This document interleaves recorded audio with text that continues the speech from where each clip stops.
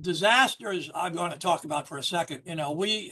I've been dreading this. I've been fearing this for a long time. I have talked to many of you on the phone about this and also in person. I dreaded what, was going to happen with the Supreme Court on Liam Morris. Now, Liam Morris is a young person where the school banned the student from allowing there are only two genders. And what they did was they ruled, we filed an amicus brief to defend Liam Morris to have the right to say there are only two genders.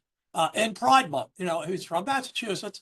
In Massachusetts, it's a liberal state and a liberal school district. And we felt that you have the First Amendment right to express yourself in this manner if they're celebrating Pride Month at the same time.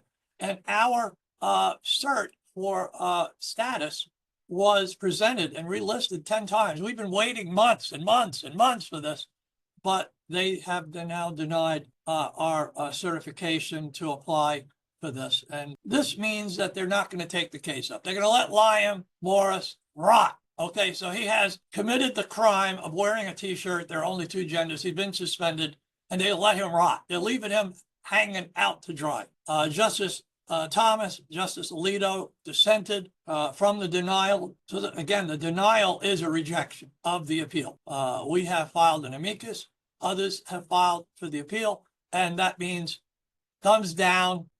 They voted not to reject it, which means Chief Justice Roberts, Gorsuch, Kavanaugh, Barrett sat on their collective hands. All they had to do was go, yeah, we'll consider it. They wouldn't even consider it. So they're leaving this 12-year-old. By the way, this 12-year-old, with Public Advocate and your help, received over 20 million expressions of support on our social media on one platform. He received over 50 million expressions of support on our 26 other platforms.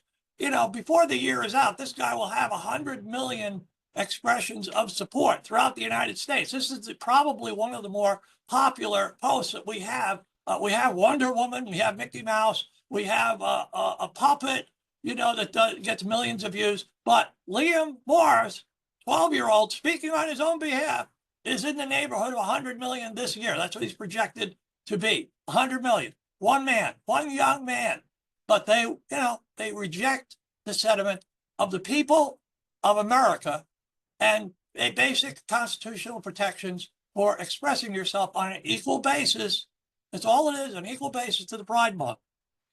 Justice Thomas's short dissent stated that he disagreed with the decision and that he hopes the lower courts apply First Amendment philosophy. So he has his own dissent there that he wrote, and his dissent asserted that what the school engaged in is viewpoint discrimination, and thus the First Circuit, which is the lower court, declined to follow another precedent which allows it. And they cherry-picked which First Amendment principles it thought worthy of allowing through the schoolhouse gate. So they decided, okay, we're going to allow this type of opinion, but not that type. They've decided which opinions they will defend.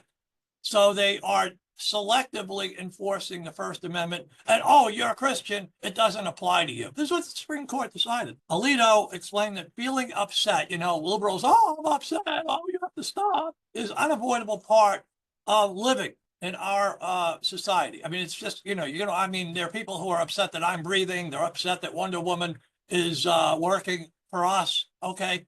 Thank you, Wonder Woman, for everything you're doing for America, for our cause. But there are liberals who are upset with Wonder Woman. So therefore, make it Wonder Woman illegal, right? That's what Alito is talking about. He's saying that feeling upset is an unavoidable part of living in America. And that there was a case where, it makes it abundantly clear that mere desire to avoid the discomfort and unpleasantness that always accompany an unpopular viewpoint is no reason to cut off a student's speech. So he's quoting from another decision that he was objecting to, but he's applying it in this case. He's saying, hey, just because you find somebody objectionable doesn't mean you need to cut them off, or an unpopular viewpoint doesn't mean you cut them off. The First Circuit in this lower court had decided on the material disruption, which Alito believed did not apply. Wearing this T-shirt there are two genders only is not disruptive. It's not a violent act, okay?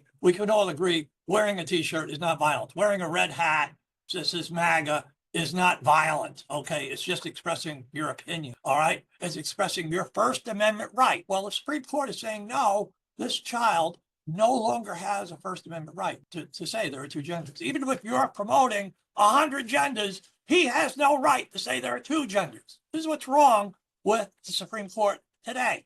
They say, hey, if you don't agree that there's 100 genders or an unlimited number of genders, you're just basically not going to have the right to speak. And if you're in public school, they're going to require you to go along with their view of 100 genders. That's a new Supreme Court ruling now. It's a novel and permissive test that I'm quoting from Alito. It's the court crafted a novel and permissive test that distorts the material disruption rule beyond recognition. They define material disruption to include anything that correlates with a decline in student test scores and ups, in other words, generic interests of the school, generic interest of the educational department, the school in this case. Oh, he's hurting school accomplishments.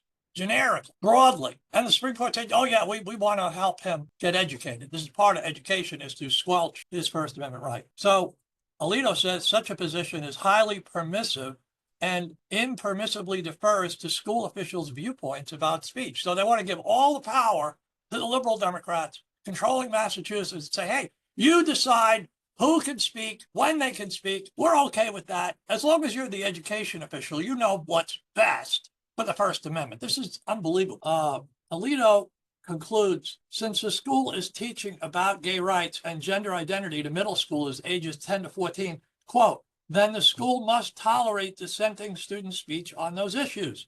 If anything, viewpoint discrimination in the lower grades is more objectionable because young children are more impressionable and thus more susceptible to indoctrination. I think we're going to have more cases on this. And we're going to have rightfully more cases on this to help Liam Morris. And we're not done with defending Liam Morris, and people like him.